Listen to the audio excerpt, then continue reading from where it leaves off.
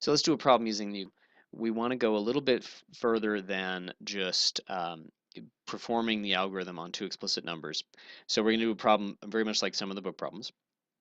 Let k be a natural number. Perform the Euclidean algorithm on the two numbers. So a is going to be chosen to be 6k plus 11, whatever k is, and b is 2k plus 3.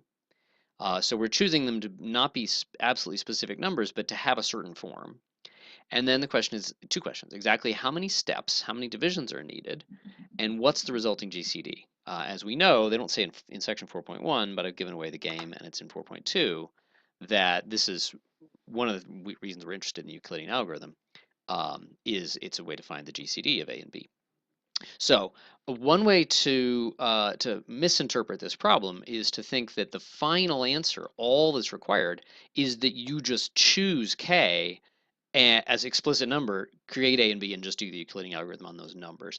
It's much more interesting than that. We're supposed to get something that's supposed to be true for all K. And the simplest thing we might conjecture based on the way it's worded is that maybe the answers don't even depend on what K is, which is kind of surprising. But that's what we're going to discover. So the final answer is going to be a calculation involving letters, the variable K, and a general statement. But it's not crazy to test it out with a numerical example. But I want to make sure that you don't think this numerical example is be all and end all. If you want, you can skip a couple minutes and see the variable version. But let's just pick some K. Let's say K equals 4. That makes A happen to be equal to 35 and B is equal to 11. And let's go ahead and do the calculation. It's kind of friendly, no letters, good practice, and then we'll see what happens with the letters. Okay, so I've started out. 35 is 3 times 11 plus 2. Then the 11 comes over, and we divide that by 2. That's 5 times 2 plus 1, and then 2 equals, okay, that's 2 times 1 plus 0. Whenever you get a 1 remainder, you're almost done. There's nothing smaller than that could be the GCD.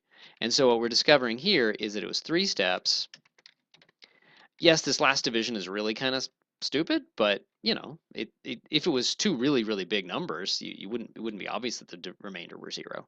And so this does count. 3 steps, and the GCD is equal to 1. Okay, question is that a general fact? Okay, so now we do it for general K. So this is really starting the full proof of the problem. So 6k plus 11. We want to have some quotient, let's just call it q. It's going to be q1. We'll put it in as a number in a minute, times 2k plus 3, and then plus some remainder. Okay, so let's see. What's going to work here? Well, if I multiply this by 3, that'll be 6k plus 9. Okay, that is going to fit in, and with a remainder 2. Okay, so you could say it's a very tiny, tiny case of like polynomial division, but these are really simple polynomials, so you can kind of do it in your head for most of these kinds of examples. Okay, now that goes across 2k plus 3. We want to divide that by 2. Okay, so we're going to have this, like it's going to turn out to be q2 times 2 plus our remainder 2. Now this is interesting. Here, the b had a k in it, and the quotient was just a straight up number. 3 always worked there. Here, the dividend we're trying to do is, or sorry, the divisor we're trying to do is a number. This still has k's in it, and so it's the quotient that's going to have a k. Okay, so what could I multiply 2 by to eat up most of 2k plus 3? Well, it's got to have a k in it. That'll be 2k. Well, I can still fit in a plus 1, because then that's going to be 2k plus 2. That's as far as I can go. And then that's going to be 1. Aha! And that's the 1. So that's a general version of the one we were seeing before.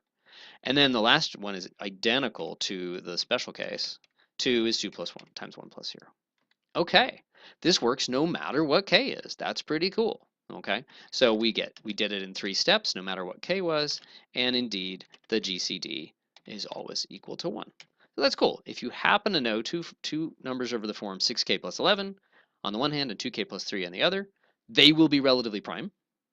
And if you want to, if you give someone the task of doing the Euclidean algorithm, like say with the numbers that they happen to have, you can predict exactly what's going to happen there. You can predict that it's going to have 3 steps. You can even predict more. You can predict the first quotient is going to be 3.